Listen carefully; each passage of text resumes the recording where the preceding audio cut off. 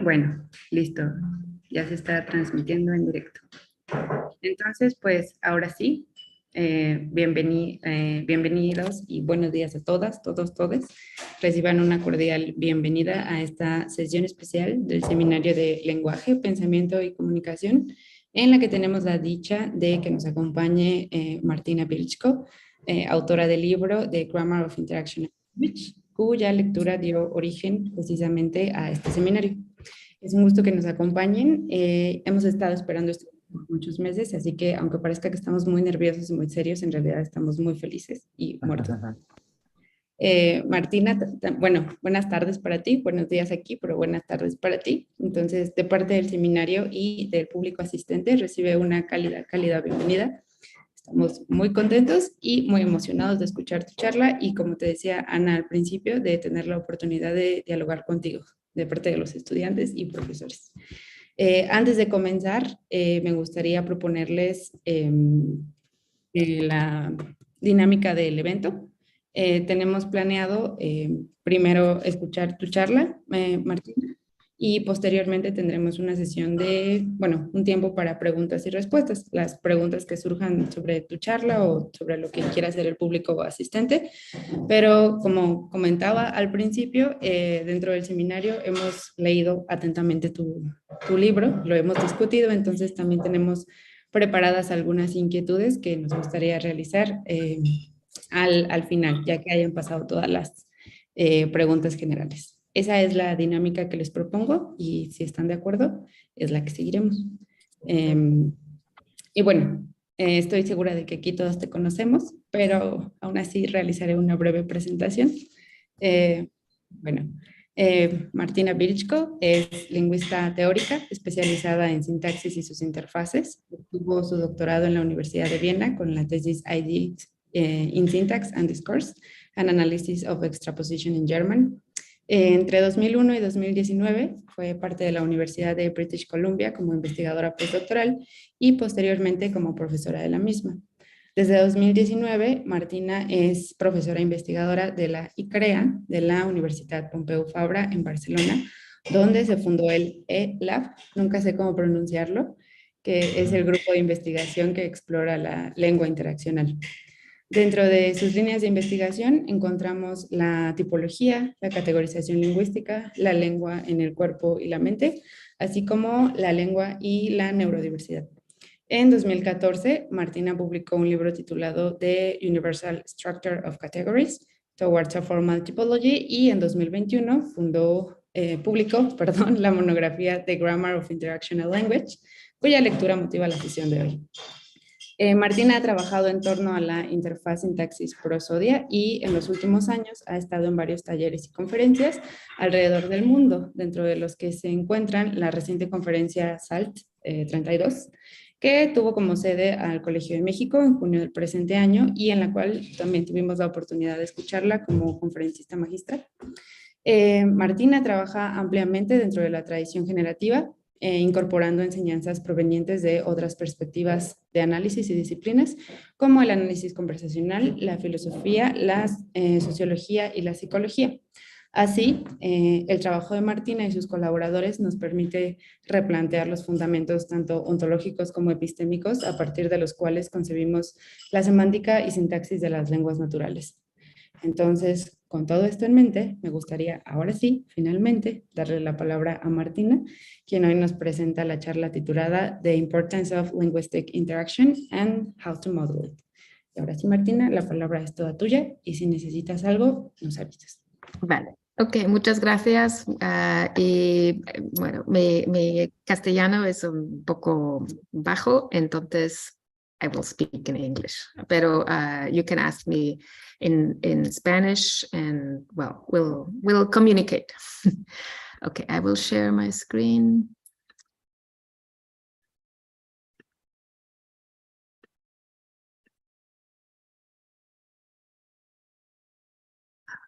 Oops. A ver.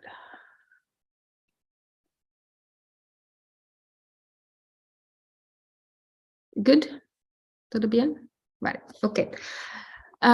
So since you read my book and assume heard my talk, I decided to just tell you, like, I'm gonna focus on two things. One is why I think my proposal, the interactional spine, differs slightly or more than slightly from other proposals about the syntactization of speech acts. And then I will tell you a little bit about what I'm doing with it. So some of this I have presented in the talk at SALT, but I will tell you more, why I think that the way I'm approaching things is, well, at least it's interesting to me, and it led me to very interesting and partly unexpected lines of research. So everything is kind of beyond, and I think that's the significance of looking at interactional language. When just a little bit in perspective, when Chomsky proposed the difference between competence and performance, and arguing that, well, as generative grammarians, we're looking at competence, so we're ignoring performance. So we kind of threw out conversational language as an object of study, because language in conversation is part of performance, and so it was not of interest. But I've convinced myself that there's a lot about language in conversation that is actually part of competence. So once you bring this type of language into your vision, you get, you realize that there's a lot of limits that, as grammarians, even going back to the ancient Greeks, we've put limits on the object of study. So like I will start with just looking at beyond sentences. Traditionally, grammar is all about sentences, but there is more to language than sentences. Similarly, I've looked at conversation analysis, and there's more to pragmatics than speech acts, and so there will be more to syntacticizing this type of language. And like I have a list here, and I'm going to go through this list in the course of my presentation. So it's more like an overview of what this and it all started with A, the difference between A and H, what this led me to. So that it's like a little overview of what I'm doing. So beyond sentences, what do I mean? Like when we say a sentence like the dog is in front of the fan, that's supposed to be the proposition, and that's it.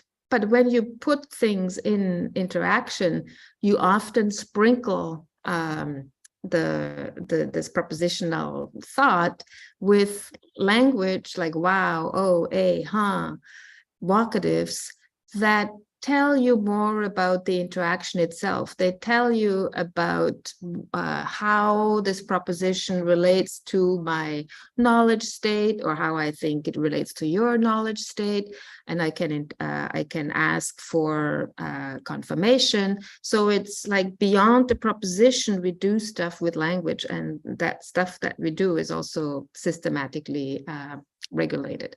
So language changes in interaction, and I think there's a competence for that. And the way I've modeled that, as you know, since you've read my book, is like I propose two general layers: a grounding layer, which splits into speaker and addressee ground, and the response layer. So the idea, and that's not new to my proposal, is that there is stuff above the propositional structure. That's the general enterprise of syntacticizing speech acts. But I look at it, from a little bit of a different angle than other people do. And once you say that it's part of the spine, then you say it's part of linguistic competence. Okay, so the full structure is like this. You have so this is like, you're familiar with that. I'm just gonna zoom in on the relevant details. Like you have the propositional spine, which I think consists of layers of functions, and then you're able to synchronize your minds with the interlocutor. So you have a speaker ground and an addressee ground, and then you can synchronize turns in the responding layer. So I have this architecture that I also use for the propositional structure, where I have a head, which comes with an unvalued coincidence feature, and it relates to arguments. So with the speaker ground, you're saying the content of what I'm saying is or is not in my ground. So it's either something that I already know, or it's something that I didn't know, but it's new to me. And how I think that what I'm saying relates to your ground, whether I think this is old or new information for you, etc. So I say here, speech acts are decomposed. So I think that the notion of speech act, which, going back to speech act theory, like Austin and Searle, they came up with three types of distinction between the locution, which is the content of what's being said, the illocution, which is like the intention of the speaker, and the perlocution, the effect that it might have on the addressee. So there's already these three components, and in the speech act, like when people look at speech acts, they generally ignore kind of perlocution, the addressee effect. And when people look at speech acts, so like when you like think about Ross's work, where he says, well, the speech act is encoded in the structure by saying, I give this to you. So I'm encoding what I'm doing when I'm saying something. But this tradition takes speech acts as a primitive. And the generative enterprise took that notion and updated it in Spies and Tenney's work, and then most people that work in this enterprise, but without looking at what actually happened within speech act theory. There's a lot of progress that has been made, and the focus in that tradition is much more on conversations and interaction. And so I try to bridge what happened in this tradition with what we might want to do within the syntactic tradition. So I think it's fair to say that like speech acts are not primitives, and if they're not primitives, then we don't want like a speech act phrase. We want to understand the ingredients that make something an act of speech and what is involved. And clearly a lot of work in the interactional linguistic world shows that the addressee plays a very important role in the way we speak and the way we construct reference. So that's part of the motivation why I do things the way I do. It's inspired by this tradition. And the other thing that I added is this response layer, which is about recognizing that when we say something in conversation, it's not just like a bare sentence, but it's defined by having a place in a turn-taking sequence. So this notion of adjacency pairs from conversation analysis, I model by saying that there's two basic types of turns, an initiation turn and the reaction turn, and they are characterized by the response layer. One is addressee oriented. So if I'm saying what I want you to do with what I'm saying, that's an addressee oriented response layer. So I can say what I'm saying is or is not in your response set. So if I say it's in your response set, then I have to stop talking and you have to respond to me. If you're cooperative. And in a reaction, you're saying what I'm saying, or you can mark what you're saying as a reaction. Okay, so the interaction itself is regulated by grammatical means. So that then leads me to think that there can't be such a thing as a speech act phrase, because speech acts are not a thing. And so that's, like my decomposition of what happens in when we do things by saying things is we synchronize our minds and we synchronize the conversation itself. Now, the other way in which my approach differs from, say, the Ross-inspired approach, la spis centenni, Ross said, well, the declarative is dominated by something that means I give this utterance to you, or I tell you that, and then spis centenni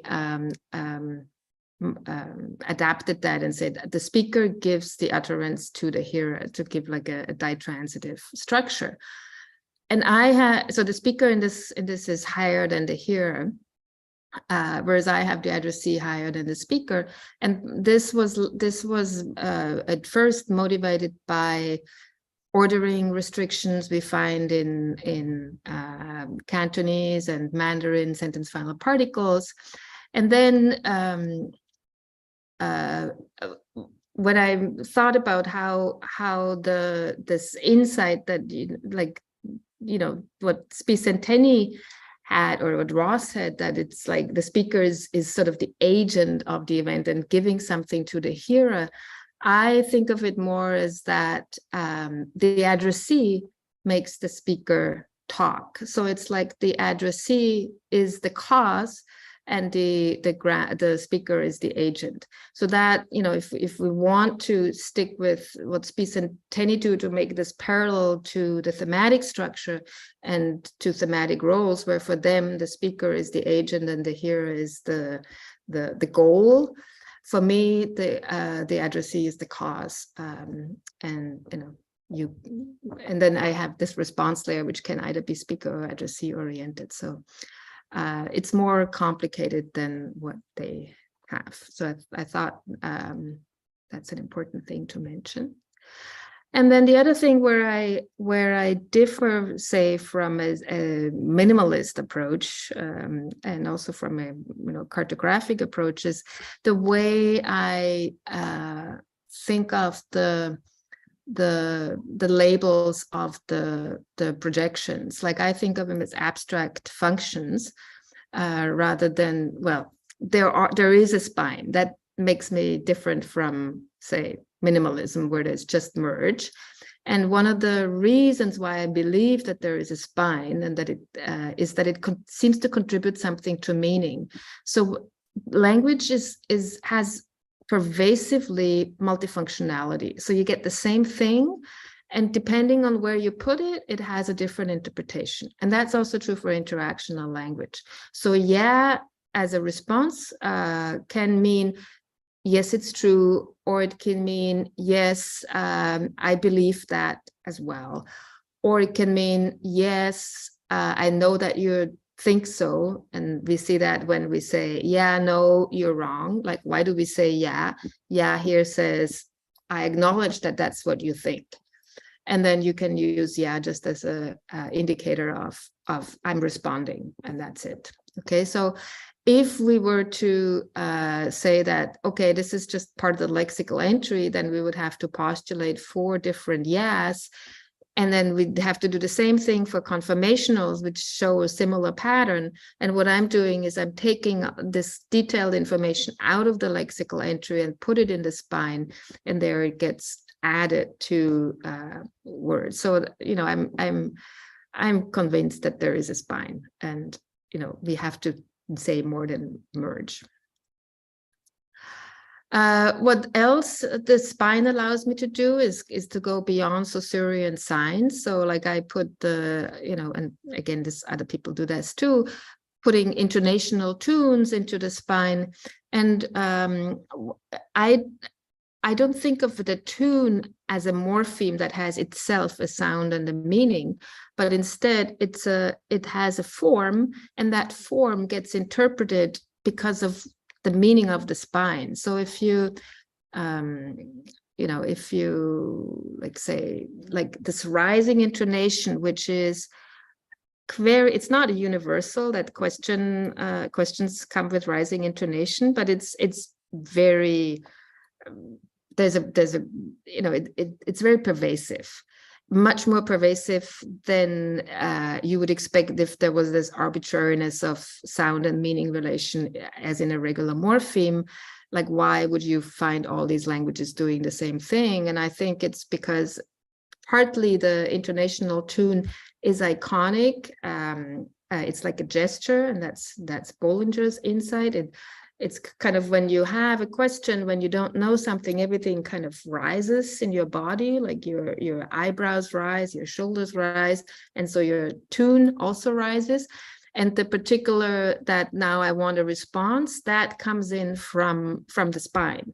So in a way, these elements that don't have an intrinsic meaning, like a Saussurean sign, they tell us more about what the meaning of the spine is, because it reveals that universality, right? So the spinal meanings are universal.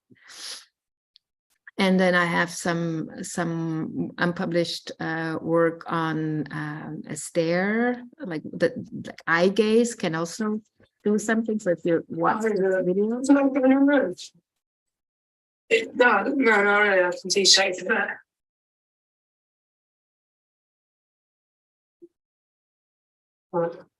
So what's crucial here for me is that she, like the sister, looks up at her brother and he notices that, and the stare triggers her to say, what? And so it's like the stare starts to be an initiator for a conversation. And so I think it you know, there's a lot of argumentation behind this that I can't go into, but I think we can even put things like eye gaze onto the spine, and that's where they become meaningful. So eye gaze obviously exists outside of the spine, like just by virtue of looking at something. But when it becomes interactive, it might be regulated by the spine as well. And it's well known that eye gaze does facilitate turn taking, and that it can serve as a clue for starting an interaction. So there is literature on saying that speakers that end their turn with direct gaze at the listener, presumably to signal that the turn is ending and to provide the partner with an opportunity to take the floor. And when they begin to speak, they speak with an averted eye gaze. So there is literature that says that eye gaze aligns with turns transition, with transitions of turns. So they serve to mark edges of turns. And so, you know, I'm entertaining the hypothesis that eye gaze as well can associate with the spine. Another project that I have that's this work led me to was, you know, the universal spine hypothesis is category neutral in the sense that both nominal and verbal projections have parallel structure. And if that's the case, and if there is this interactional structure above the clause, then we might expect that it's also above the nominal projection. And I think there is evidence that this is the case. So in the propositional structure in nominals, it allows us to talk about people and thing. And I think in the interactional structure in the nominal domain, it allows us to talk to people and express our attitudes towards them. So for example, it can introduce interactional roles. So you have the response set holder, the ground holder, and that is somebody else, your interlocutor, and the ground holder, that is myself. And so I have a project on vocatives with Betsy Ritter from the University of Calgary, and these three domains map really nicely on three types of vocatives that exist in language after language. There's a call vocative, which is merely used to get somebody's response. So if I say, hey, Charlie, all I want is for them to respond to me. So, hey, Charlie, pay attention to me, and then I say something. Then there is an address vocative, which is more, it's in the literature, it's described as, establishing a kind of a good rapport. and that can be sentence initial, sentence medially, or sentence finally. Charlie the chameleon chased the butterfly. And then there is something which, when I first heard it, it was like, oh, that's so weird. It's called an inverse vocative. Virginia Hill talks about it, where the brother is talking to his sister, and he says, her brother, that's him, can you fetch my shoes, talking to her. So it's actually naming the speaker. So that's why it's called an inverse vocative. But so this structure predicts exactly these three types of vocatives. And that's good. Next, this is a really fun project. It's about self-talk, and this interactional spine hypothesis allows for a really nice way to model differences in different types of self-talk. So Anders Holmberg has observed that when people talk to themselves, they can either do so by using I, so I can say, oh, I'm such an idiot, or I can use you, and I can say, oh, you're such an idiot. But there seems to be a difference between the two forms of self-talk. And so I'm just going to go right to the contrast that I'm interested in, is like, when I speak to myself with you, then I can say to myself, Martina, you're an idiot.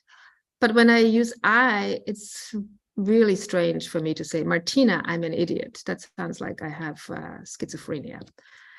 And so what Betsy and I propose is that when I use I-centered self-talk, it's really just a form of thinking out loud. There's just a speaker ground. There's no addressee. But when I use you, I'm treating myself as if I was the addressee. So I'm having a conversation with myself. And there is an addressee ground. And because grammar now tells you that there is an addressee, so it must be an other, it's like there's this mismatch. Even though I know what's in my head, and even though I'm talking to myself, grammar forces me to treat myself as another person. So that's why I can say things like the vocative, I address myself with my name, and I can say things like, you don't really believe that, Martina, like, scold, sorry. I can say, I don't really, I don't have the data here, I'm sorry. But you can't, it's like grammar forces you that you pretend that you can't look into your own mind. So when I say to myself, I can't believe my luck, that's okay. But if you say to yourself, you can't believe your luck, that's strange. And that's as strange as like when you tell somebody else you can't believe their luck, because you can't look inside their head, really.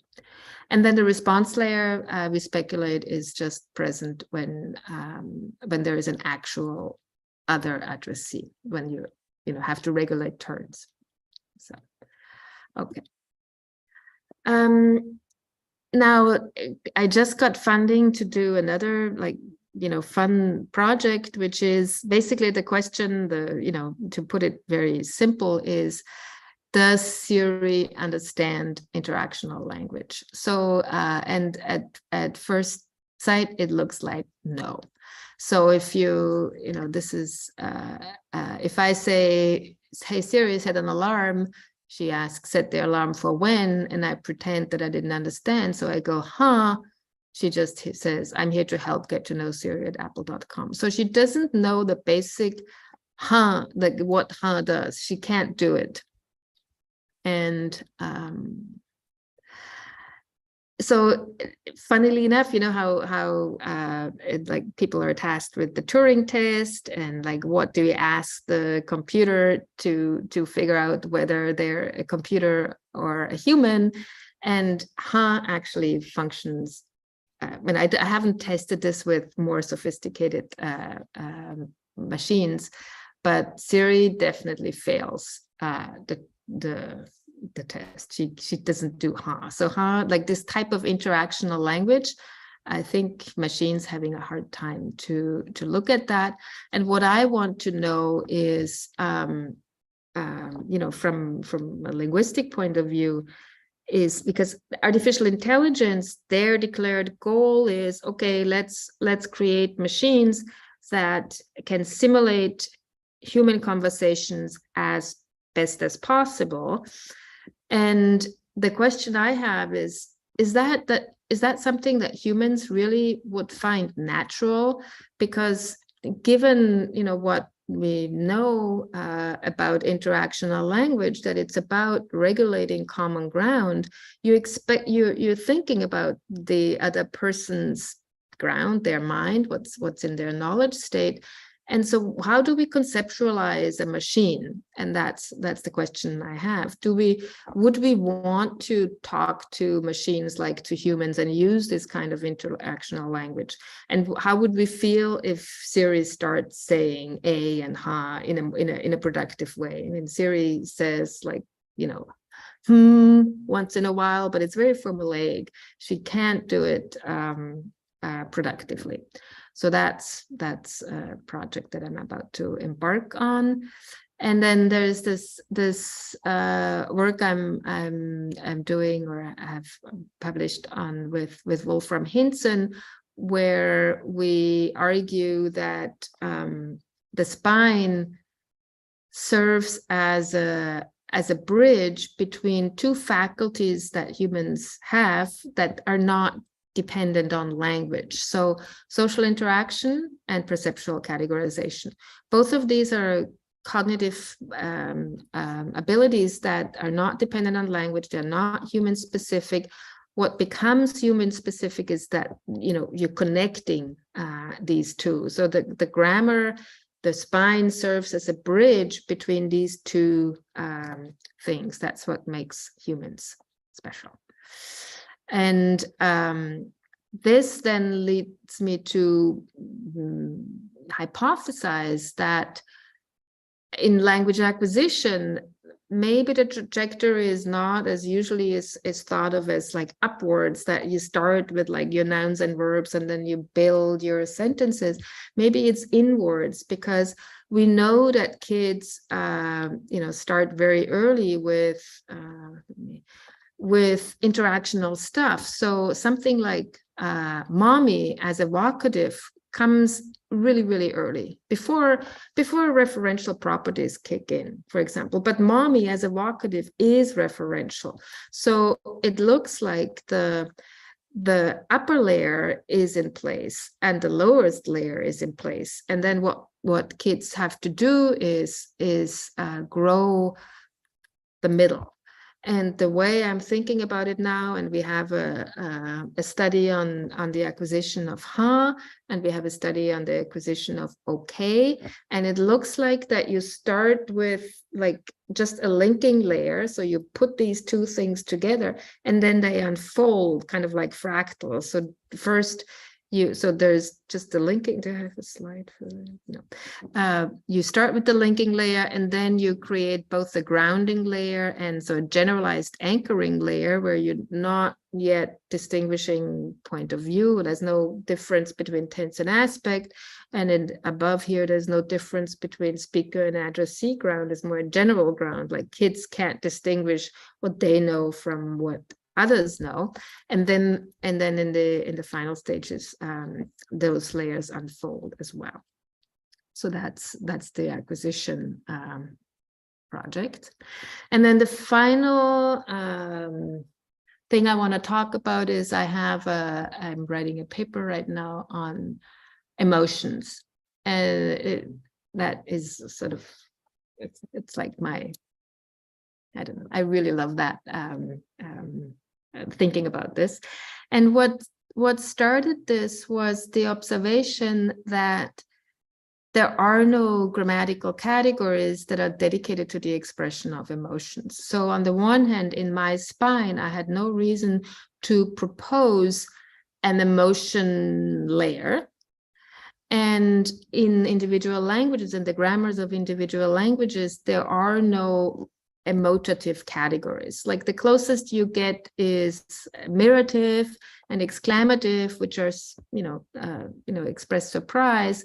But if you look at the literature on emotions, there is like a growing consensus that surprise is not actually an emotion, but it's an epistemic state that can lead to an emotion, but it's not itself an emotion.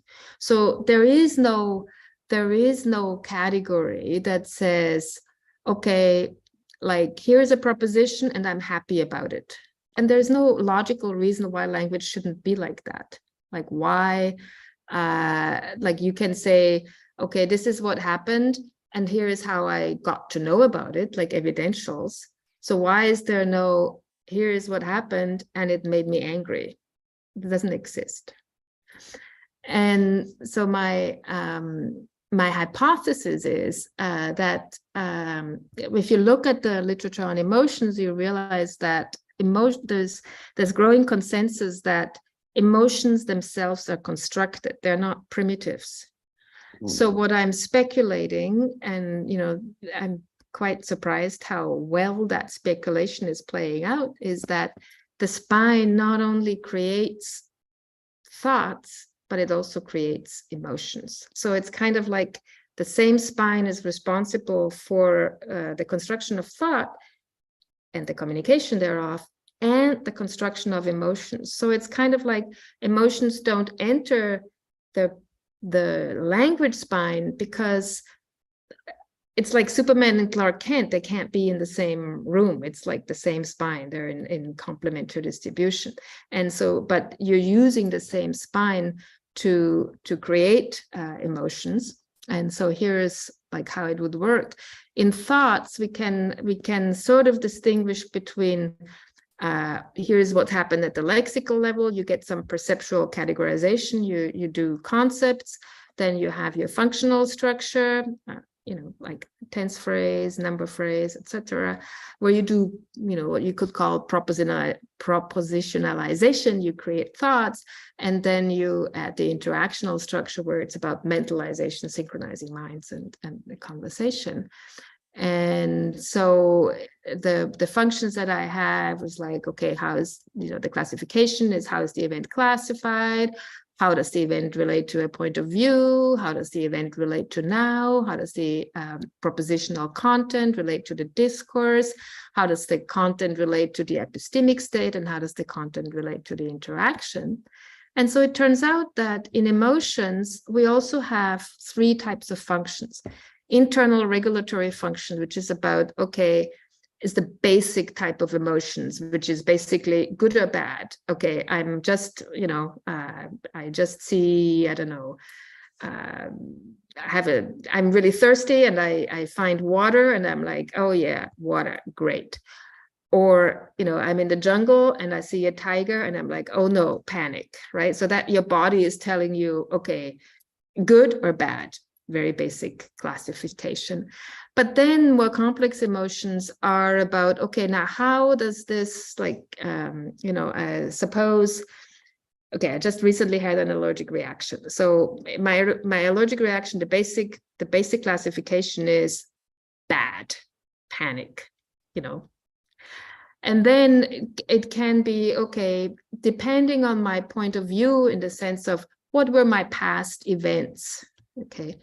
Did I have an allergic reaction in the past? If so, then it's maybe a little bit more familiar. So I'm a little less panicky. So I'm maybe more like worried and not panicky. But if it's new, I'm going to be more panicked. How does it relate to the here and now? Like my emotion to my allergic reaction will be different depending on whether I am currently in the middle of nowhere with no hospital in sight, or whether I'm close to a hospital. Like I will have different types of emotions in depending on how this event is anchored. And then how it can also relate to the larger, the goals I have. So if I have an allergic reaction, and suppose I had planned a trip to go on a long hike, and now I have this allergic reaction, so I can't go on it. So I'm on top of, being scared, I'm also disappointed that I can't go on this trip. And then there is in the interactional layer that would contribute to like how I think others might react to, like if somebody is around, I will hope that they will help me. I will get some empathy from them, so I might feel better if somebody comforts me. And the response layer, I don't quite know yet what to do with this in emotions. But so that's what I'm currently working on, what I call the emotional spine hypothesis, and see what the psychologists and the affective science people will have to say about that, because there is a tradition where, you know, people are saying emotions are constructed, but nobody has proposed this, you know, very specific kind of hierarchy that exists independently, or I think exists independently, as we know from language. And so that's what I'm exploring right now. So all this to say is that the emotional, the interactional spine hypothesis has led me to stuff that I would have never ever looked at if it hadn't been for, you know, this work. And so, you know, I might be wrong, but at least I think I'm wrong in an interesting way if I'm wrong. So that's the presentation.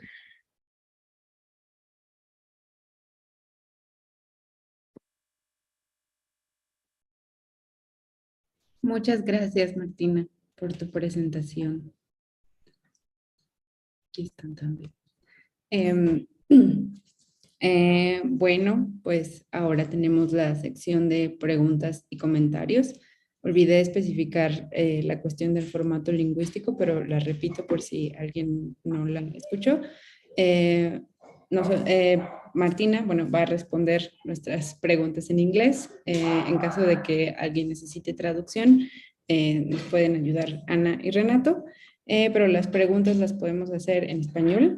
Pueden levantar la manita por Zoom, pueden hacerla directo en el chat o también en YouTube. Vamos a estar al pendiente de las preguntas. Entonces, esa es la dinámica propuesta. Y ahora sí, ¿dudas? ¿Comentarios?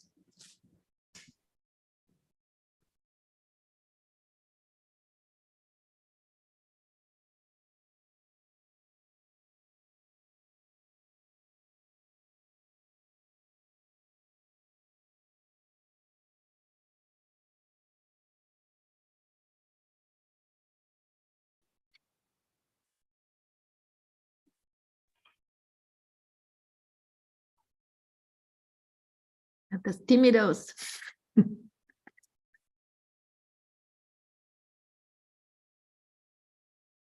Doctora Cecilia. Tiene su micrófono cerrado. Listo. Martina, esta es mi primera aproximación a tu trabajo. Vale. Carla está ahorita trabajando conmigo en un seminario y ella me invitó. Y mi seminario es sobre una visión interaccional en adquisición. Entonces, lo primero que me sorprende de tu trabajo es la incorporación de temas fundamentales de interacción. Parte de mi programa tiene los temas que estás visitando, ¿no? O trabajos que leo y visito desde el análisis interaccional dentro del estilo de Levinson y Enfield, que no es exactamente conversacional. Vale. En ese sentido, bueno, me sorprende muy gratamente tu inventario, igual que estuve asomándome a tus trabajos antes de llegar hoy, del jueves a hoy, del lunes a hoy, ¿no? Entonces, que este fin de semana, este Día de Muertos parecía fin de semana. Entonces, me interesó en tu presentación previa, lo que estuve viendo de ti, tu interés por cruzar puentes disciplinarios, eso. Y ya viendo todo tu planteamiento, me extraña no ver repairs. Vale. Yeah, a chapter on repairs. Okay, And sí. when I heard and I read first Beyond Human, I thought in chimpanzees. So I find, bueno, voy a seguir en español, encuentro puentes otros aspectos, ¿no? Sí, sí, sí. Y también cuando planteas, eso ya respecto a tu charla, la falta de categorías para la emoción. Bueno, creo que uno de los problemas para actos de habla es que no están well coded, so to say, ¿no? Entonces creo que también en los actos de habla, o sea que hay zonas en las lenguas, y estoy pensando en olfaction, en el olfato, estoy pensando en speech arts, no había pensado en emotions porque todavía sigo dentro de la lengua, ¿no? O de la interacción con lengua. Bueno, me interesa mucho ver todo lo que estás haciendo y te voy a decir cómo, colapsando, abstrayendo, convirtiendo en álgebra el universo de la interacción, ¿no? Y me impactó, o sea, me sentí tu puente, o sea, vi tu puente con multimodalidad. ¿Cómo? Gesture and speech and prosody Vale. all together, multimodal view to language. Sí, Entonces, sí. bueno, te veo como una matemática, uno de los puntos que he visto que discute la gente de inteligencia artificial o de machine learning es el colapso entre cognición o conceptualización y lengua. El problema de modelar el vínculo entre pensamiento y su materialización lineal en lengua, ¿no? Entonces veo también un paralelismo en tu trabajo en esa dimensión. Sí, Así sí, que that's my reaction more than my questions. yeah. And a curiosity about repair, and a curiosity about our animal ancestors, our animal roots, and the difficulty of not coding aspects to be recovered from language. Sí. Estoy de acuerdo con todos lo que dices. I have a paper on ha as a repair strategy. So I just didn't have time to do everything. And in the book, I didn't incorporate it because I wanted to zoom in on these two empirical domains. And I try to bridge, like I compare what I'm doing with, like, say, Levinson's interaction engine hypothesis, and what I think is missing there. Like, I don't agree with Levinson's approach that there are no universal categories. Like, that was my intent in my 2014 monograph, to show that we can, with the spine, we can dissolve that tension between, on the one hand, the people that are saying there is universal categories, and on the other hand, the people are saying, but no, like, all languages differ. And I say, well, yes, they differ, but they differ in a very systematic way. Like, my point was that language-specific categories are constructed with the help of the spine and language-specific units of language. So that's why they look very language-specific. But the spine constrains the space that allows for the construction of categories. And so when Levinson says it's all about interaction, I don't agree, but I do agree that interaction is very important. So I try to, again, bridge across frameworks, across disciplines. And for the animals, like, my guess would be, given the bridge model that we've developed, that they can do social interaction and they can do the categorization, but if the bridge model is correct, they might not have yet the same architecture and things will be different. But I just recently came across a paper that used the interactional spine to analyze the communication between farmers and their dairy cows.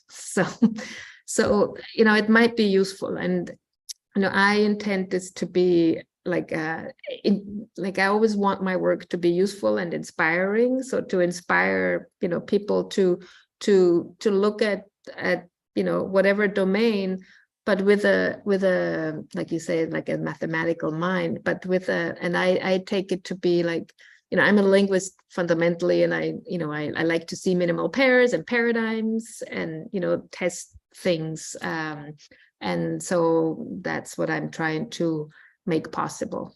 So that would be my reaction to your reaction. Thanks a lot, Martina. Nice to meet you and to read you You and to listen. Gracias.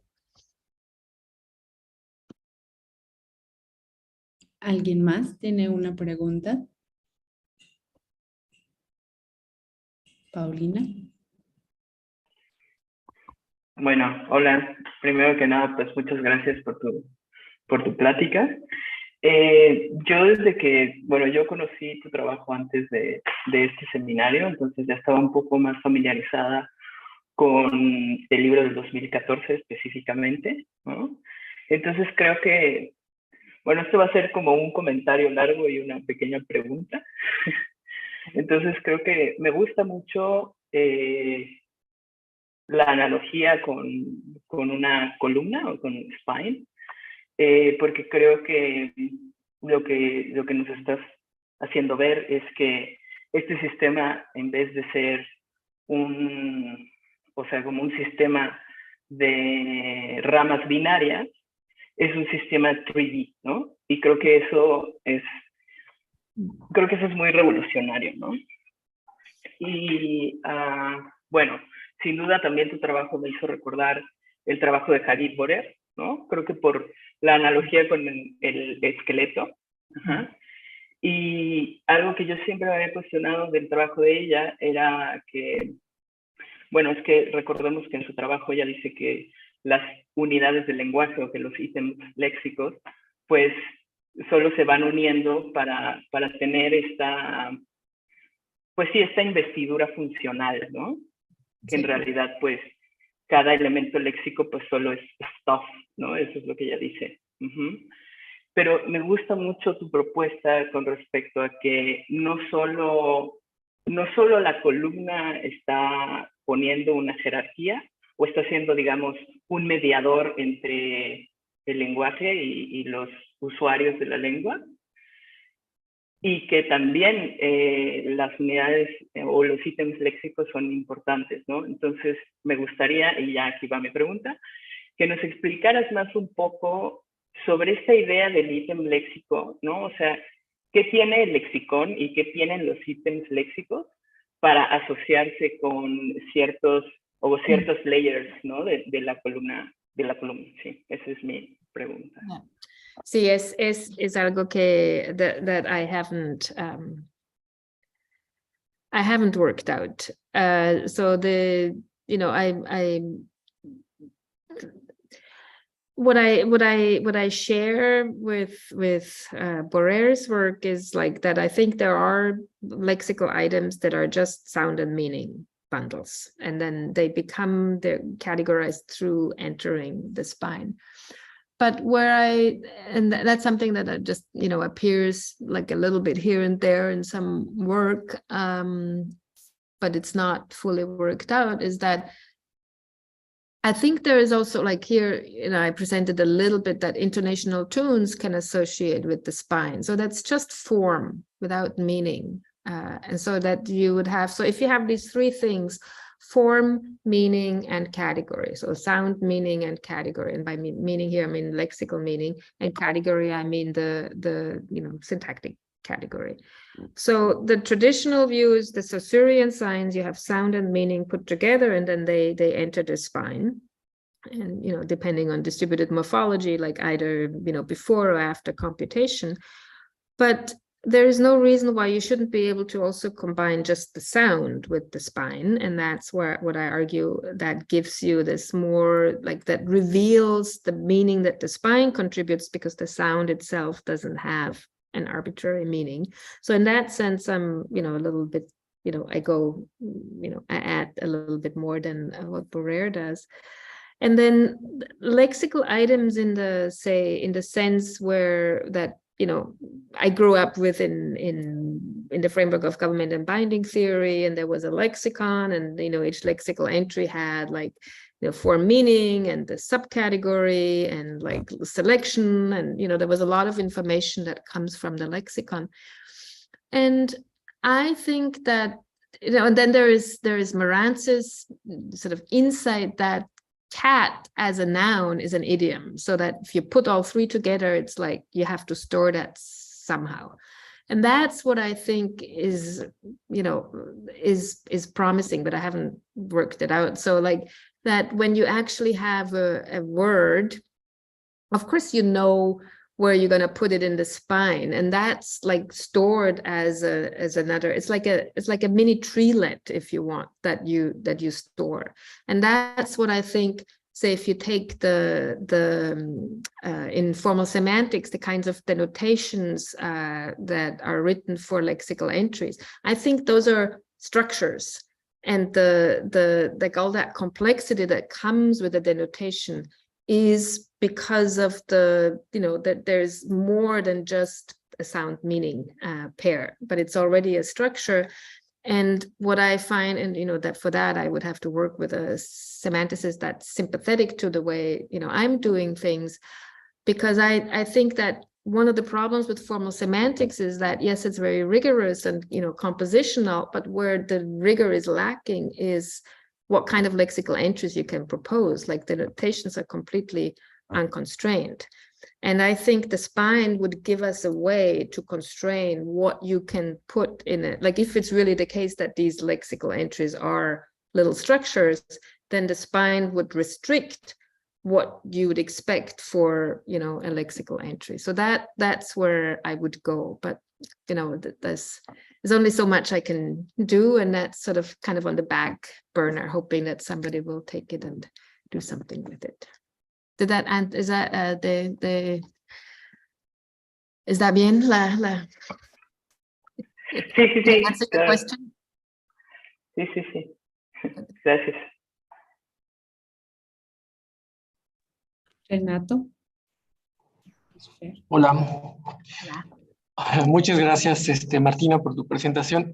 Yo tengo una pregunta que de hecho es está bastante relacionada con la que acaba de preguntar Paulina ahora, y tiene que ver precisamente con la cuestión de cómo, pues básicamente con la conjetura Borer-Chomsky acerca de la variación lingüística y dialectal, y bueno, que ellos, a partir de esta idea suponemos que la lengua y las lenguas varían y los dialectos varían a partir de distintos patrones de lexicalización en el nivel de las piezas léxicas.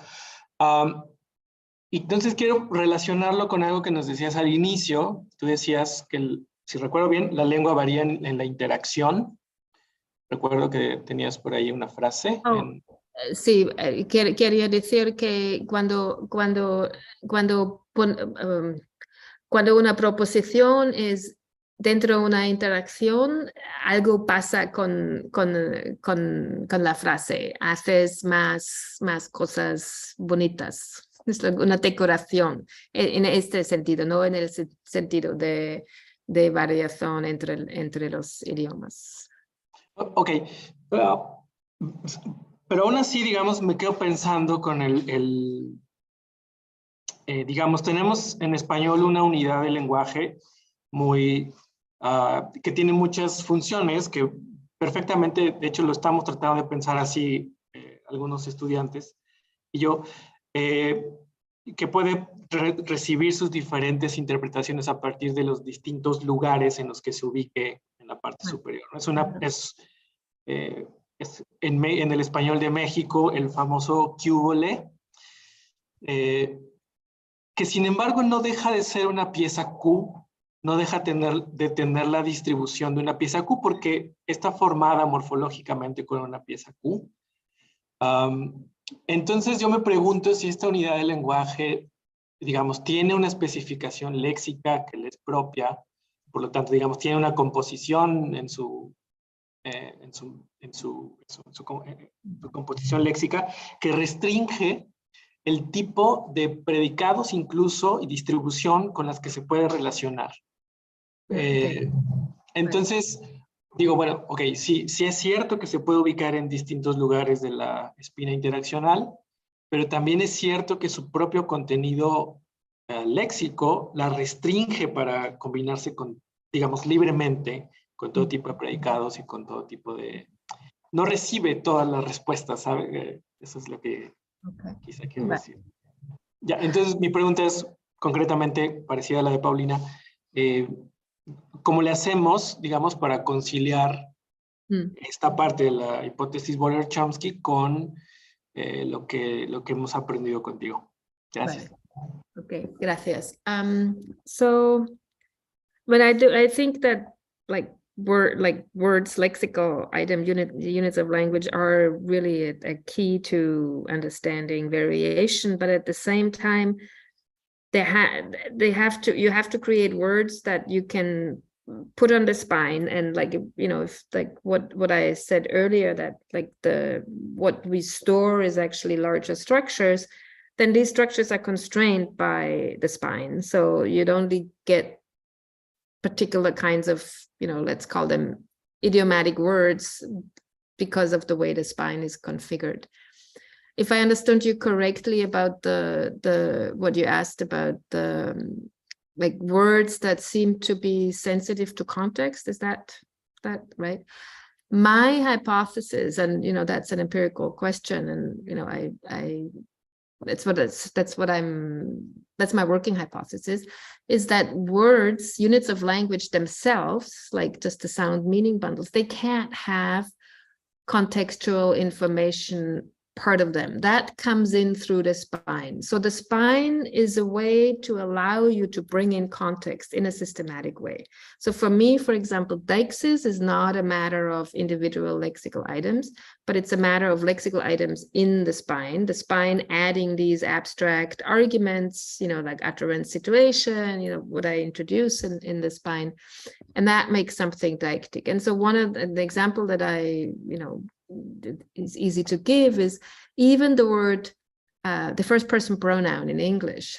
It looks like, okay, that's a deictic word, but it doesn't have to be deictic. When you force it into a compound, it loses its deixis. So if you have something like me generation, it doesn't mean the generation that, you know, when I speak, it's the Martina generation, or when you speak, it's the Renato generation, right? It's the self-absorbed generation.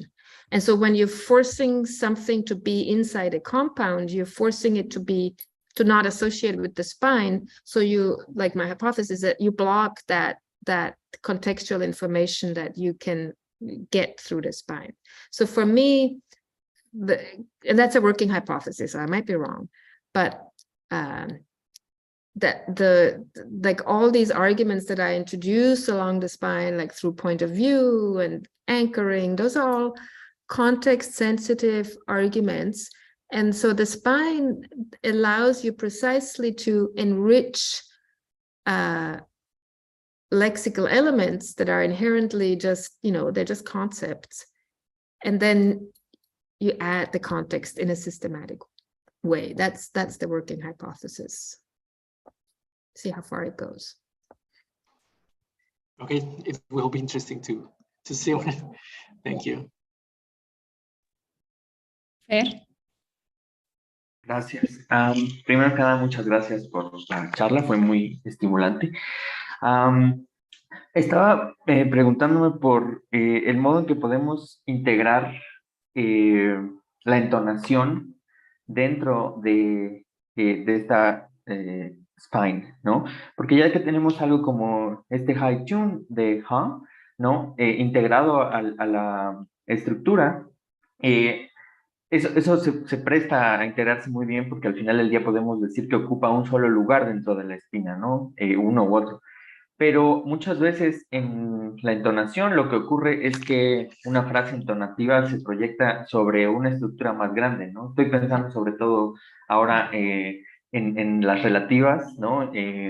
Las especificativas y no especificativas, como no sé, the kids who did a good job went to the park versus the kids who did a good job went to the park, ¿no? En donde sí parece que tenemos dos entonaciones distintas que contribuyen a un significado diferente y me preguntaba si eso puede integrarse también como a la... Vale. ¿Y cómo? Right. Okay.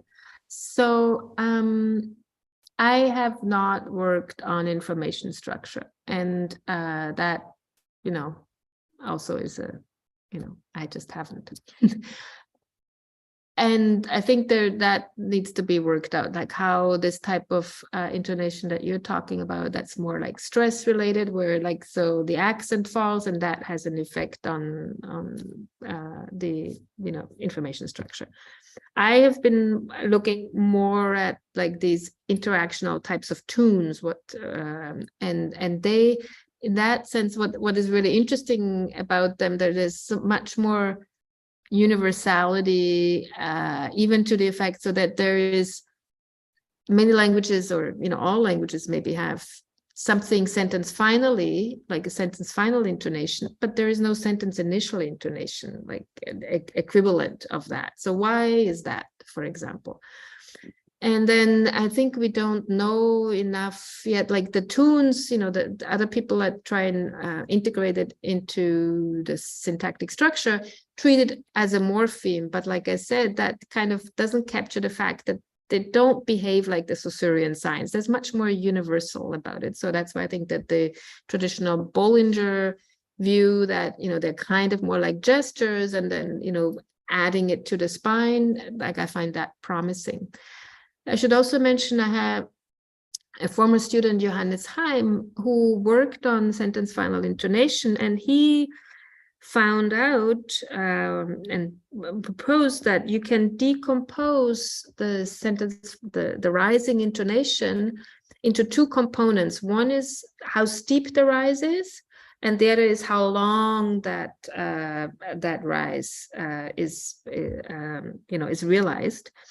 And each of them has a different meaning component. So, and I think that more detailed investigation at what phonetic components play into tunes, and they might be, distributed in the spine in different ways, that is a promising, also research agenda. And that's, again, something that's, kind of out of my comfort zone, because there's so much done on that, but that's what I would do if I were to collaborate with somebody who knows more about intonation than I did. Try and figure out the more fine-grained details of these tunes and see whether it makes sense to associate with different positions in the spine to understand how they contribute. And then, of course, you have to think about, okay, and how does it interact with the stress assignment and information structure? So,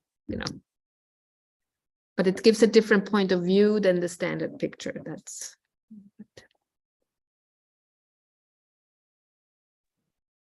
Bueno, Ana. Hola, Martina. Bueno, esto ni siquiera es exactamente una pregunta, pero bueno, a ver si lo puedo hacer como una pregunta. Y te hablo como mamá lingüista, tengo un hijo de 3 años y medio, y una de las cosas que a mí más me ha resonado de todo el trabajo, de tu trabajo, ha sido como pensar sin saber nada de adquisición, por eso me encanta que esté aquí Cecilia, sin saber nada de adquisición, observar fenómenos de la adquisición de mi propio hijo, ¿no? A la luz de la naturaleza interaccional de la lengua, ¿no? Y una de las cosas que me gusta mucho, bueno, ahora mismo hablaba sobre los vocativos, y esta parte interaccional, o sea, los distintos modos de interacción de un vocativo, pero su naturaleza referencial, ¿no?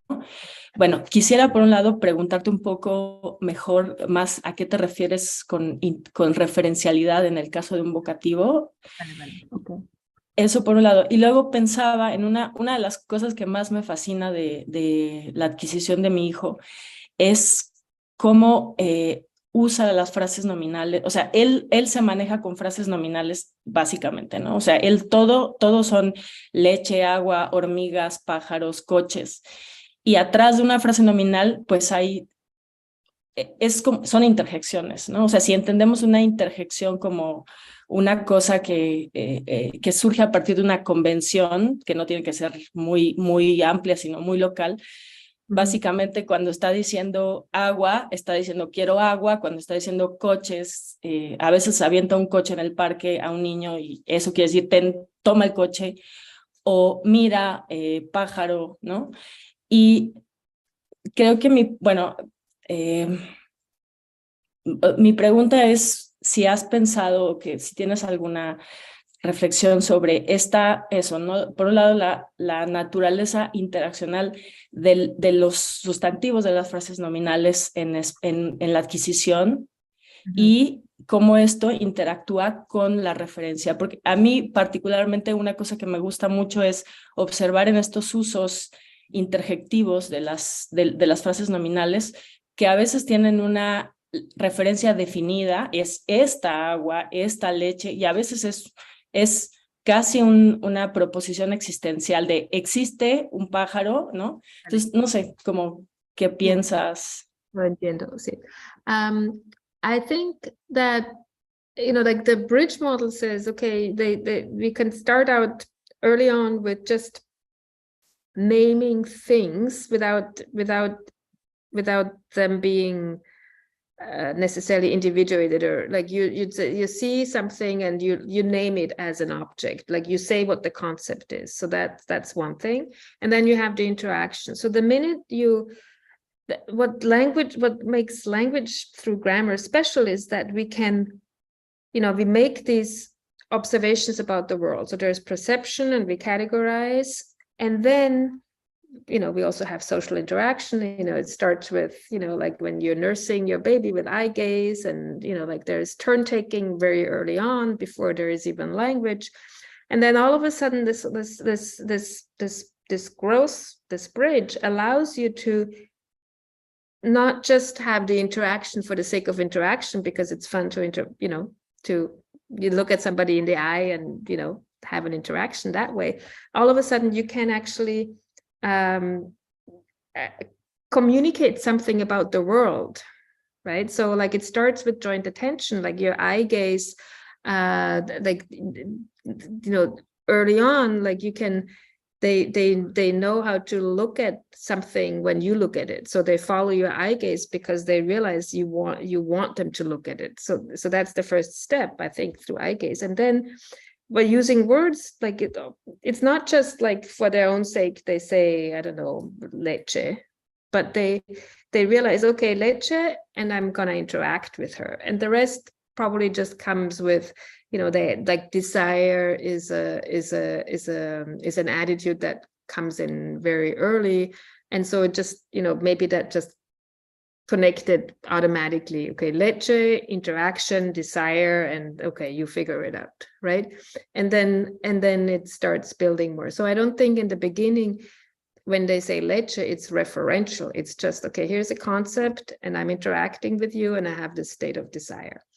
And then, so in that sense, the reference, like, determiners and stuff like that, that has to grow, that has to mature.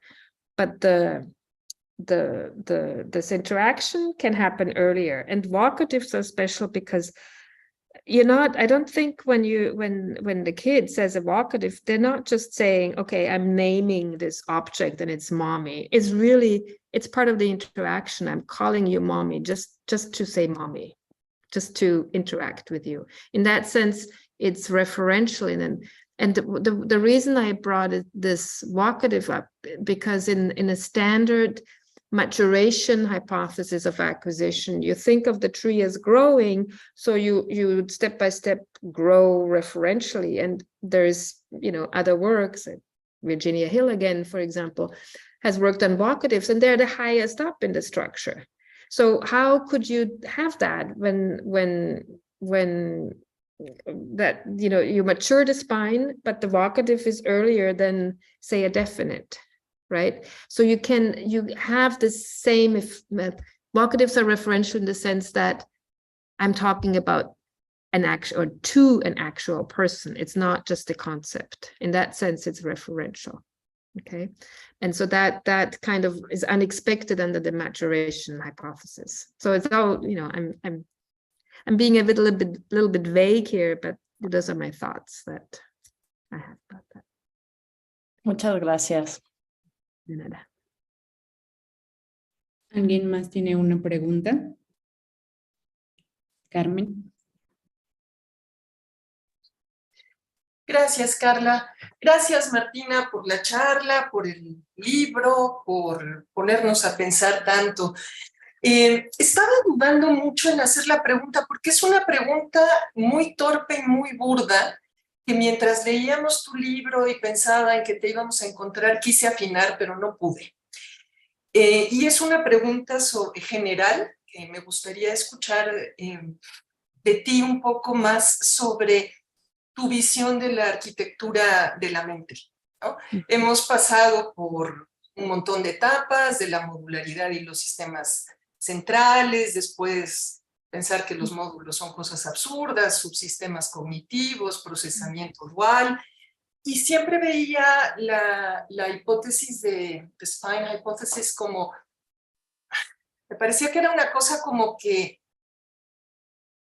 articula varios subsistemas cognitivos independientes, prelingüísticos, y esta idea me hacía pensar, yo no soy sintactista, se supone que sí soy pragmatista, pero ahora ya también tengo esa duda, y entonces siempre había pensado en ideas recientes de Deirdre Wilson sobre el significado de procedimiento, ya en las últimas versiones, como justo este significado articulaba subsistemas cognitivos, ¿no? de distinto tipo y distintos al lenguaje. Y entonces mientras te leíamos, y no pude profundizar mucho y me hubiera gustado leerte con más detalle, siempre tenía esta pregunta en la mente: Martina, ¿qué piensa de la arquitectura de la mente? Y luego decía, bueno, cuando venga le voy a preguntar. Y luego dije, no, ¿cómo le voy a preguntar una cosa así? Tengo que leer con más cuidado para entenderlo. Pero bueno, ya te lo pregunté. Vale, sí, yeah, muchas gracias. Y it's my goal. That's what I want to, that's what I'm really interested in, the architecture of the mind. And I like this work that I'm doing on the emotions now, that allows me a little more to look inside. So the working hypothesis is that, okay, I'm pretty convinced that the spine, makes a lot of sense for the construction of language. And if we think that language is kind of like the vehicle for constructing thought, and I mean the language faculty and not individual languages. And so, okay, so we have this architecture to construct thoughts in place. And then I've looked pretty carefully now at the literature on emotions, and it's clear, like, there is some consensus that they're constructed too, and there is some arguments that there is an architecture. And I'm saying, okay, let's assume that it's the same architecture. We already have an architecture in place about something that happens in our head, and it's pretty clear that emotions too are not just, feelings. There's some cognitive aspects to emotions. So maybe they use the same architecture, right? So that, and I was surprised how easy it actually is to take some of the insights from the emotional literature and put it on the spine. It's like, oh, that makes a lot of sense. So that's what I'm trying out now. And if that's the case, then maybe the spine is already a little more like mirrors and what we can think of the architecture of the mind. And like the next thing I would like to do after the emotions would be to look at the construction of self, right? Like consciousness, right? Like the Damasio's work is kind of getting there a little bit. The emotions are important, and thought is important, and that we are aware of it. So like, and there's levels of consciousness. And so maybe again, the spine, we have an architecture. Well, I think we have this architecture in place. So for me, it's always the null hypothesis. Okay, let's see whether we can just use the same thing. Why try something else? I mean, of course, there will be like other things that don't enter necessarily in either thought or emotion that are outside, and we have to figure out how, like perception, but maybe the spine even constrains the way we perceive things, like as human beings. So it's like, I think the spine is like a human specific type of like thinking, feeling, maybe constructing the self. And then when we think about animals, again, going back to that question, well, it's not that it's just, well, it's different, that they're going to be different, but maybe just some aspects are missing, but some things are already in place. I mean, it has to be like, I don't believe that it's like, Chomsky saying that all of a sudden there was this one gene and there's recursion and then we have language. Like there's something a little more sophisticated. And I think that, again, the spine allows us to think about, I'm not ready to do that yet, but it gives a new way of thinking about that. So, and it is my when I retire, that's what I want to know more about. Like I think it's a long-term goal to think more about the architecture of the mind itself, but that's definitely behind all of that. I'm always thinking about that question. Okay. Thank you for the question. Gracias. ¿Alguien más tiene una duda en este momento? Me gustaría tomar la palabra y hacer una pregunta.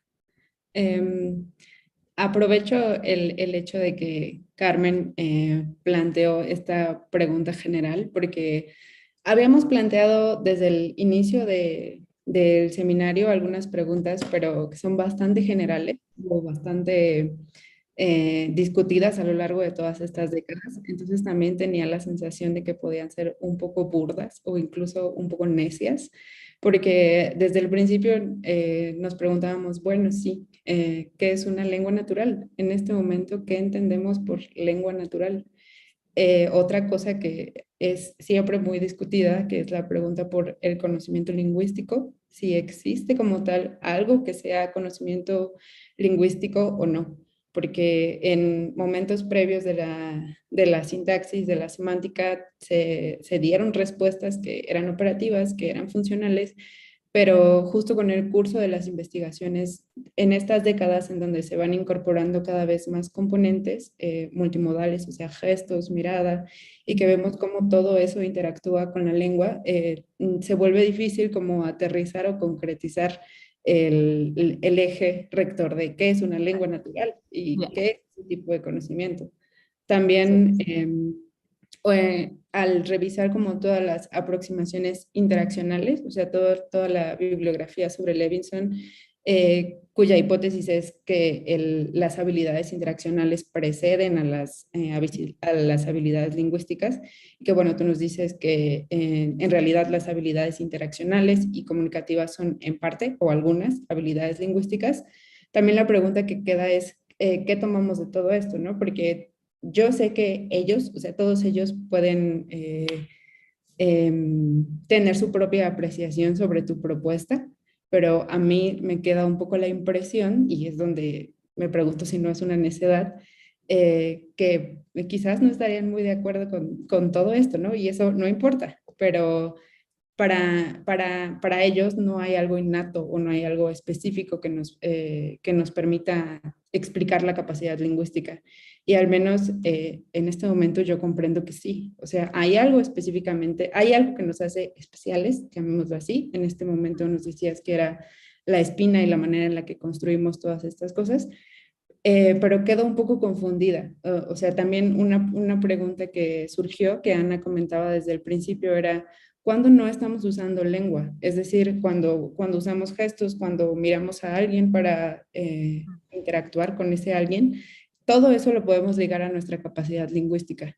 Entonces, tenemos como un molcajete lleno de muchos elementos que son maravillosos, pero al final como que estas preguntas muy discutidas y que tienen muchas respuestas de todos lados, a mí me hacen preguntarme si tenemos como todavía una definición operativa de lengua natural, de conocimiento lingüístico y sobre todo también para hacer una especie de síntesis en relación con dónde estamos parados en este momento.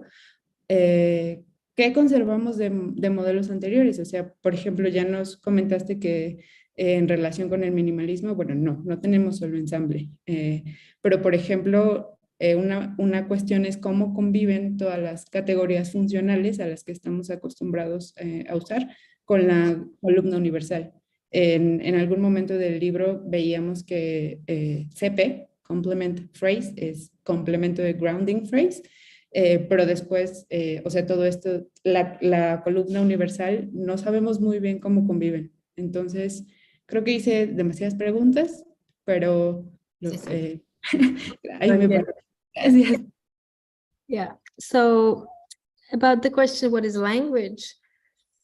It's, throughout my career for the last, I don't know, 30 years, every time I look at something, it disappears on me. Like I started out with pronouns. What's a pronoun? And I realized, no, it's not a natural class. There's different types of pronouns and we call them pronouns.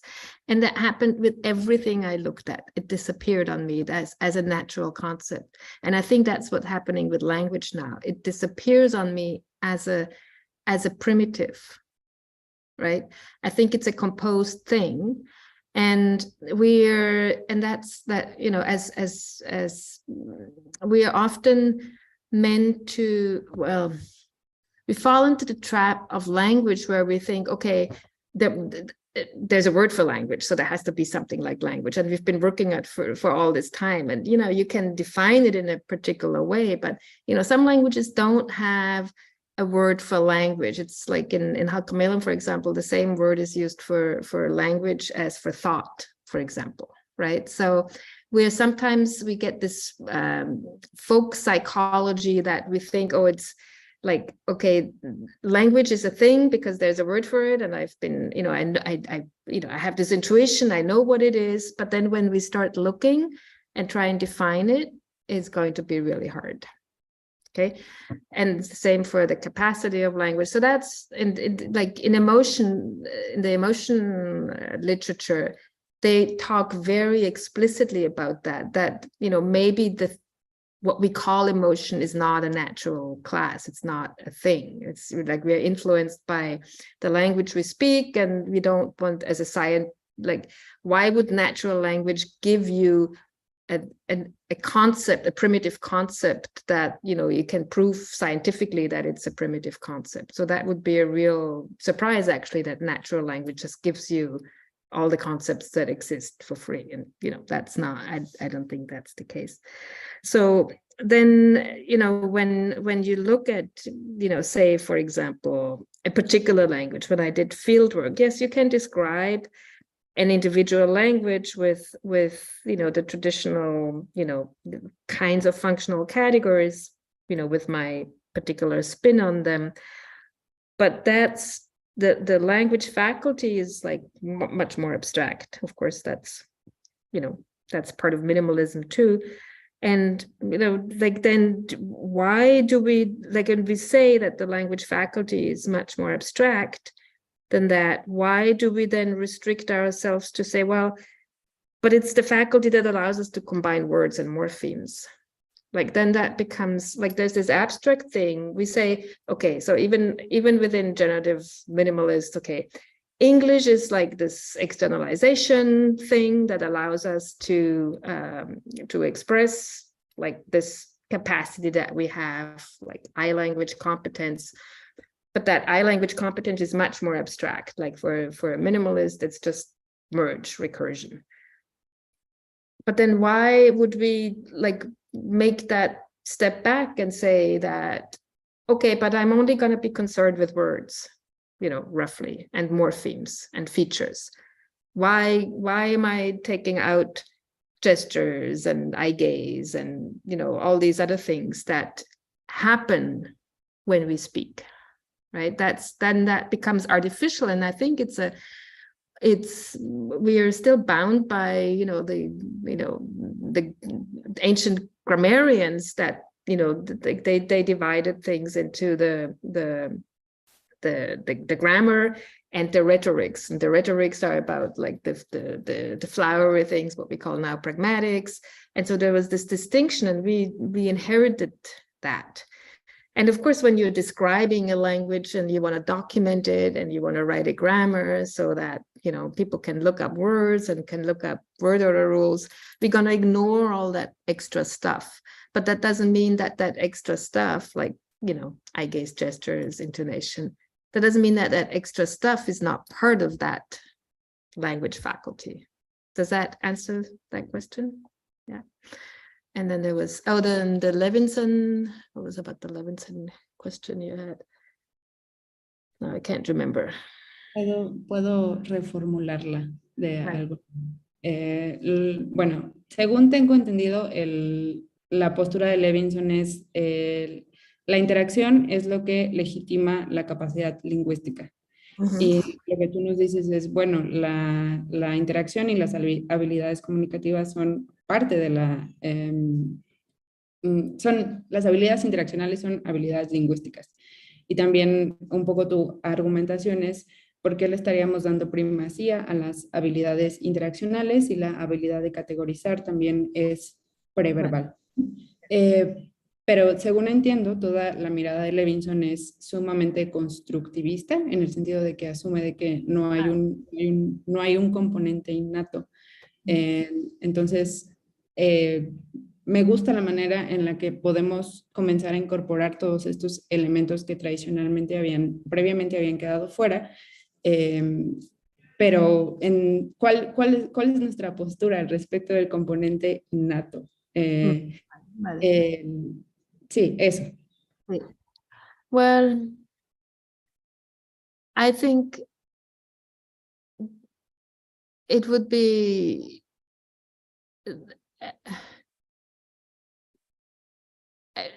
the kinds of like systematic parallels that you have, say for example, in the response markers and the conformationals that I used to argue that, there is the spine, you take out like these meanings from the individual lexical entry and you put it in the spine, and kids start,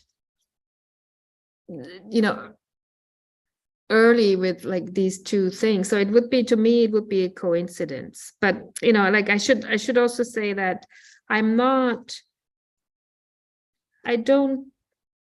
even if nothing is innate, I still would do what I do, right? Because it's a way of systematizing and making it possible to compare languages to each other. Like that was my point in the 2014 book, that when you're a typologist and you just look at individual languages and you compare the languages to each other, you can't quite compare things to each other because you're missing some parallels that you might not see. Like, for example, I wouldn't compare tense with this location marking if I wasn't, a generativist, where I say, well, this, like in Halkomelem, like where I had argued that tense marking and location marking do the same thing, so they both instantiate the anchoring category. And that if you don't have that, and Humboldt already said that there is this, and he called it a philosophical grammar, what he called the tertium comparationis, a third element relative to which you compare these two languages. So English and Halkomelem, if you compare them to each other, they look vastly different.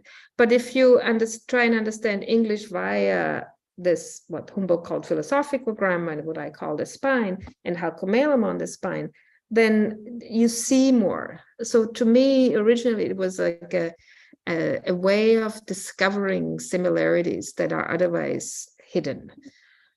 And the question, that I'm now more and more circling into is like, what is the cognitive reality of this tertium comparationis? Like, in 2014, I cleared away and I just said, well, this has a linguistic reality, but the psychological reality, that's out of my field. And now I'm like, okay, now I want to know. And now I'm trying to look at, neurodiverse profiles. What if the mind is configured differently? Like, what changes in the way the thought process works, the emotions work, language works, and it's all a bundle. And that, like, I don't know how, if it's just emergent and constructivist, like the system, it would be a real coincidence if like we come to that kind of systematicity. And that the emotions are not, like, why don't you get a language that, like, emotions are really important to the human experience. Like, why don't they come into language, right? There is no, if it was just all constructed without any innate restriction, like, why would that be? Like, so there are certain constraints that are not a logical necessity that could be if it was all about, okay, it's about communicating things that are important to the human experience. That's not quite enough. Maybe it gets you a certain way, but not all the way. And then what the Levinson thesis doesn't do is it doesn't give you a place for thought. Like, he says, okay, here's language and here's interaction, and interaction creates language, but where's the thought coming in? Where's the thought that we're expressing through language? How is that constructed? That, like, they're remaining silent on that question. Muchas gracias. ¿Alguien tiene alguna otra duda? No quiero apañar el micrófono. Lorena tiene una pregunta. Muchas gracias, Carla. Y bueno, un gusto, Martina. Un gusto este conversatorio y también haber leído tu libro, estar un poco familiarizada con él. He tenido algunas dudas muy específicas porque estoy realizando mi tesis y uno de los elementos clave en ella es una interjección del español mexicano, que es híjole. Entonces, esta palabra no va dirigida al hablante en cuestión de que no hace un uso imperativo como algunos otros tipos de interjecciones. Sin embargo, hace una especie de valoración positiva o negativa respecto a la oración o el contenido proposicional en el que está inserta, ¿no? Entonces, en un sentido positivo, por ejemplo, hace como, híjole, qué bonito, híjole, qué bueno, ¿no? Pero en el sentido negativo es como, híjole, qué mal, híjole, qué pobre, etcétera, ¿no? Entonces, en este sentido, mi pregunta concreta es, pues, ¿cómo funcionaría la espina, la columna interaccional, si esta unidad del lenguaje, unidad de la lengua, lleva esa carga de valoración? Y cómo cómo tiene esa interacción con el adversary, ¿no? Es más o menos. Sí. Ok, sí, bueno, es una pregunta de, tenía que ver I would have to see the data, and like there is a bunch of possibilities. So interjections, I think they, like, I try and show in the book that some of the interjections, they can be realized on the spine, but you can also realize interjections off the spine where they have this more immediate. So that would be the first thing to figure out, is it on or off the spine? The fact that you're saying that it can be both positive or negative, that again fits with what I said about that there is no category in language that gives you an emotion, because in the emotion field, people are, you know, the majority. There's a lot of people who argue that to be an emotion, you have to be inherently valenced. So you have to be either inherently good or bad. When you like surprise, for example, can be good or bad. So it can trigger emotions, but it's not inherently valenced as positive or negative. So what you're saying then fits with this, that, you know, it's really something about the epistemic state. There's some exclamation that is, you know, maybe there's a certain surprise element. You're stating that there is something special about it. But again, I'd have to look at the data more to give you, you know, more concrete answer. I have a student now here who is from Chile, and he's working on Chilean Spanish interjections, pucha and chuta. I don't know whether you are familiar with those. And so he's trying to figure out you know, also looking at the emotion literature, like the kinds of variables that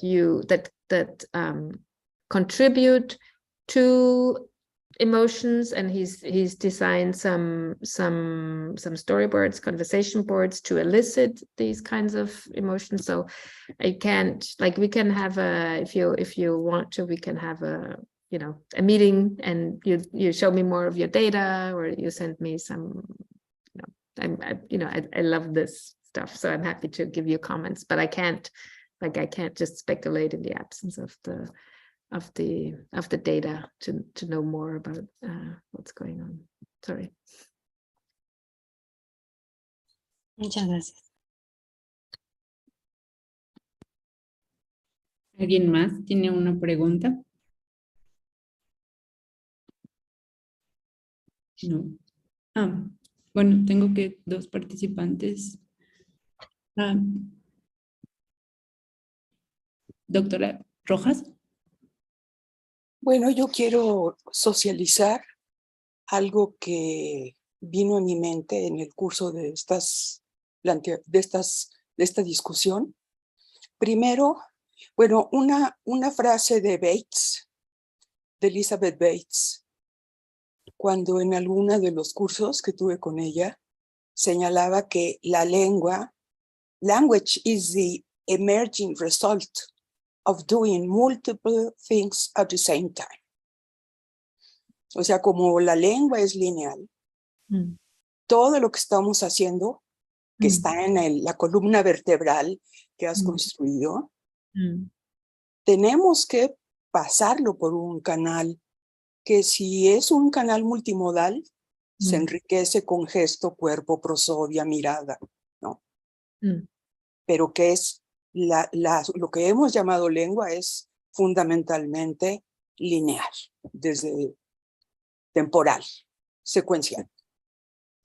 Otra afirmación también de Bates, y en general de la gente con la que he interactuado, es language recruited the brain. La lengua reclutó al cerebro.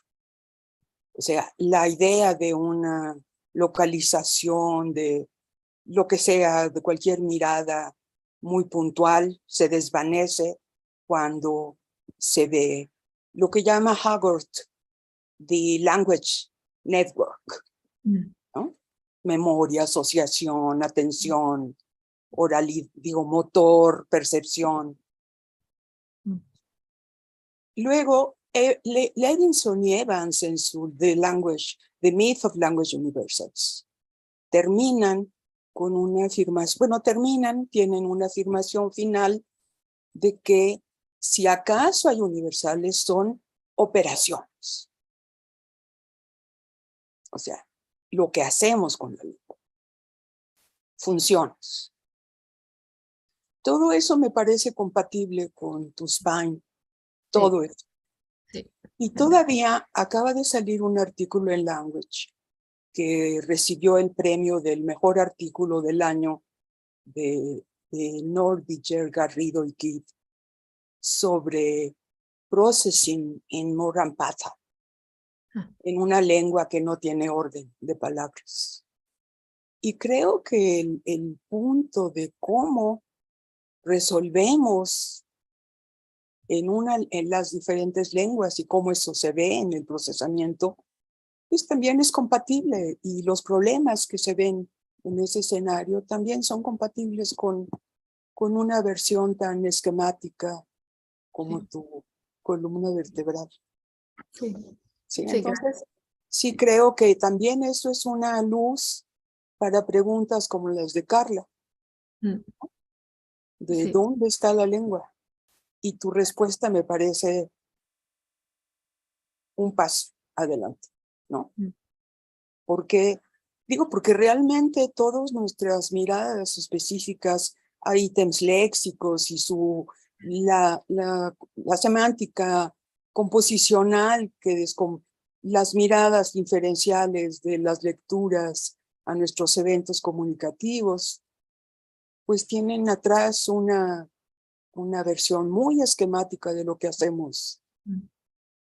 El cuello de botella informacional de Levinson, todo eso nos manda a una mirada con la lengua. A mí aparte me lleva a una posición humanística, por decir. Siempre está el hombre interpretando.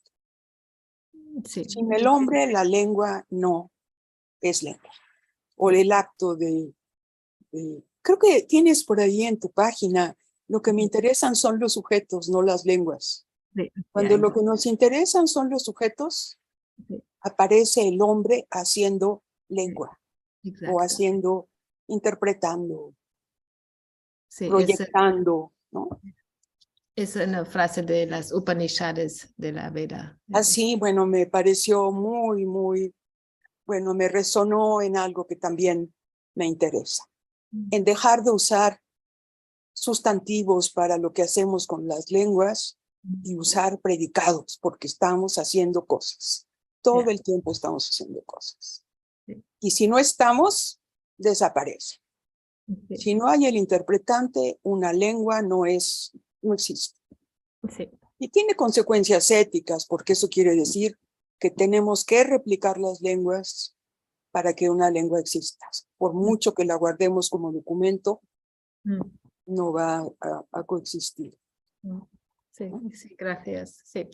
See, I'd want to add that, you know, my goal is always to try and learn from other traditions. Like I was trained in the generative tradition, and, you know, like certain viewpoints, and I think there's certain good things about that.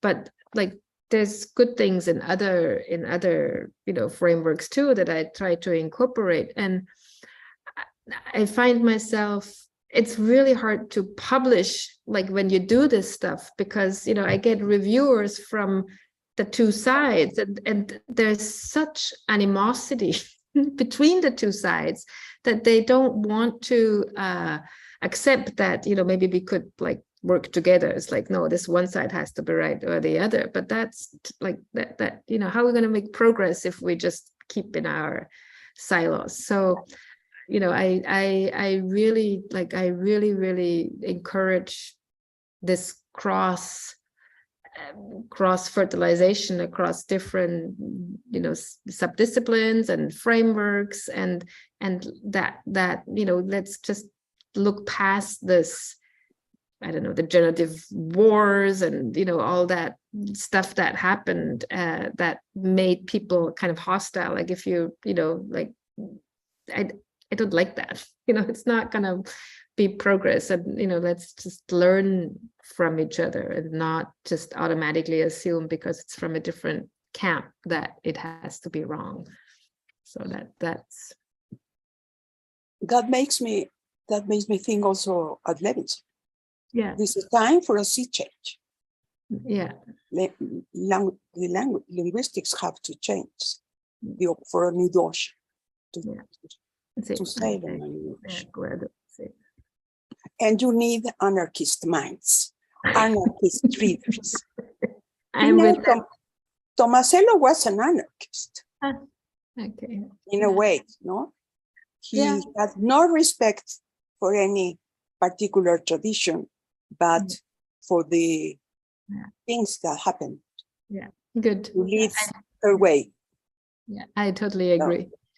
Yeah, I once somebody told me that there's a group, I forget where it was. They call me the punk of linguistics, so I carry that with an honor. It's like a Because badge of most honor. people is religious.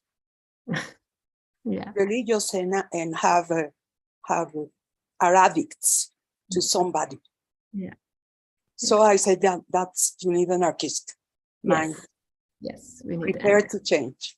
Yes, And prepared to not be religious. exactly. I agree. Yeah. So good luck. Thank you. Good luck. Thank you. Muchas gracias. Creo que Alma tenía una pregunta, pero no sé si está congelada o si todo está funcionando bien. Creo que está congelada. Puedo tratar de formular su pregunta. Quizá va a ser un poco fuera de lugar porque es muy específica al libro. Nos causó mucha confusión, response set. Recordamos que en tu libro mencionas que hablar de common ground es un poco inasible porque el common ground no tiene en realidad una realidad lingüística. Lo que tiene una realidad lingüística es el ground del speaker y el ground del addressee. Entonces, queríamos preguntarte un poco al respecto de cuál es, un poco formulando la pregunta de la misma manera, cuál sería nuestra noción de common ground y sobre todo, qué podemos esperar del response set ya como tal en el modelo que nos presentas. Vale. Okay. Sí, well, in the response set, I think of it more like the, you know, in the framework of inquisitive semantics and the table model of Farkas and Bruce, like they enrich the model that they use to understand bias question by saying that there's, before something is put into the common ground, it's put on a table, and so there's a stack, and you have to kind of resolve what's on the table. So that's kind of like, it's the syntactization of that table, I think. But again, like, what's the psychological reality of that? You know, I don't know. And the common ground, like I do think that the common ground itself is not represented in the spine, but it's what like the speaker knows and what the speaker thinks that the addressee knows, and from that you can construe what's common ground. But how, say, general world knowledge, and like there's different types of shared knowledge that we have. One comes from, you know, because we all live in the same world, and the other comes from, you know, I've known you for 30 years, and the third one comes from the current conversation that we are having right now. And how does this all interacts? How the ground is, like, is it structured itself? Like I you know, haven't worked on that. Muchas gracias. Si me permites una última pregunta, Claro. aprovechando que estamos hablando de eso. Lo que pasa es que personalmente estoy trabajando genericidad, oraciones genéricas. Por ejemplo, cuando en español, al igual que en otras lenguas, podemos decir, pues tú cuando hablas de conocimiento lingüístico te responden cualquier cosa. O cuando tú estás en Italia, comes espagueti. Entonces, la idea es un poco que estos pronombres pueden tener una referencia impersonal. Puede ser tú, puedo ser yo, puede ser cualquiera que entre dentro de la situación especificada. Entonces, bueno, la intuición que tengo a partir del trabajo que he estado realizando con mis asesores y con tu modelo es que precisamente la genericidad y la impersonalidad están sumamente relacionadas con common ground. también revisando tu trabajo de la diferencia entre persona gramatical y persona discursiva, entiendo que la estructura pronominal de ese tú genérico impersonal carece de estructura interaccional en el sentido de que no está dirigido al addressee real, pero tenía la intuición de que toda la proposición expresada en una oración genérica puede de algún modo aterrizar y llegar a la capa a grounding phrase del speaker, en el sentido de que son declaraciones sobre conocimiento del mundo y afirmaciones que tienen un valor de verdad, etc. Entonces, mi pregunta más general es,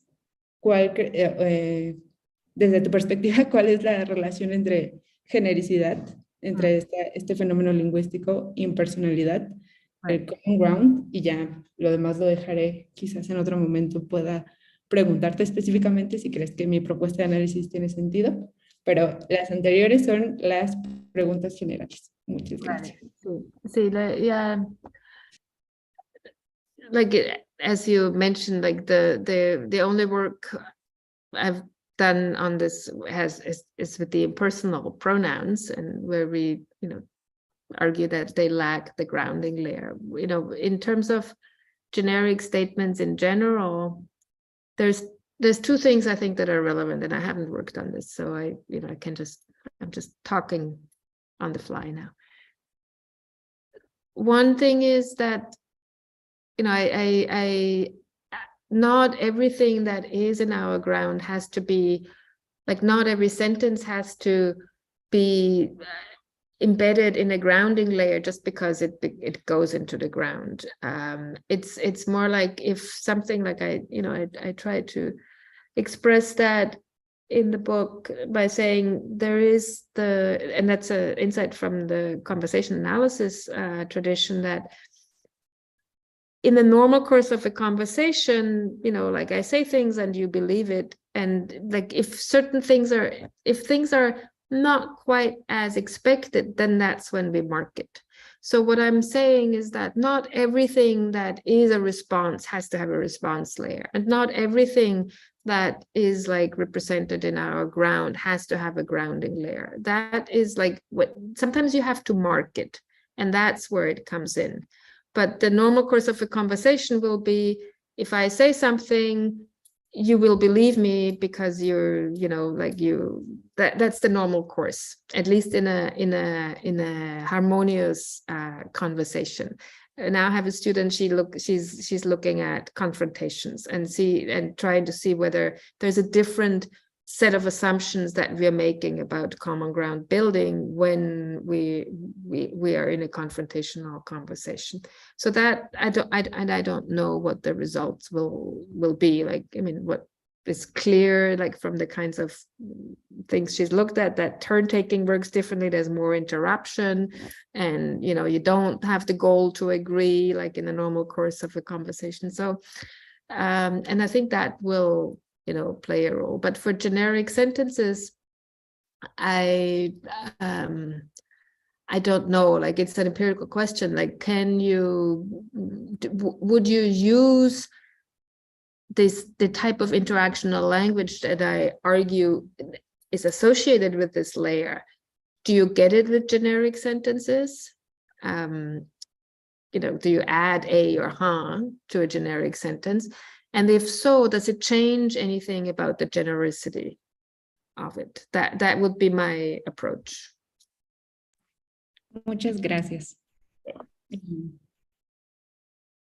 ¿Alguien tiene otra pregunta? ¿Comentario? Carmen. Es solo un comentario muy breve, un agradecimiento a ti, a Renato y a Ana por habernos inducido a leer el trabajo de Martina, que de veras estoy muy agradecida de que lo hayan hecho, de que hayan armado el seminario y de que hoy estemos aquí. Quería hacer público mi agradecimiento. Nada más. Gracias a vosotros, gracias me encanta tener un diálogo con más que las generativistas. También, bueno, tomaré la estafeta de los agradecimientos porque ya estamos llegando al final del conversatorio. De hecho, ya nos pasamos unos minutos. Muchas gracias por tu tiempo, Martina. Fue una belleza poder conversar contigo y escucharte. Entonces, pues sí, de parte de todo el seminario, muchas gracias por haber estado aquí. También de parte de las organizadoras de SALT, porque de hecho si no hubiera sido por la manera en la que se dieron las cosas en SALT, quizá no habríamos podido estar aquí. Entonces, muchas gracias, Julia, también a todos los que hicieron posible este evento. Y pues eso sería todo. Muchas gracias. A menos de que tengan algún comentario, otra cosa que añadir, Martín. Muchas gracias. Y me mandas email si tienes más preguntas. Estoy aquí, un email away. Muchas gracias a ti también. Si nosotros podemos hacer algo en contribución para ti, también no dudes en escribirnos. Muchas gracias. Muchas gracias. Adea, que tengas buen día. Igualmente, hasta luego. Hasta luego. Chao.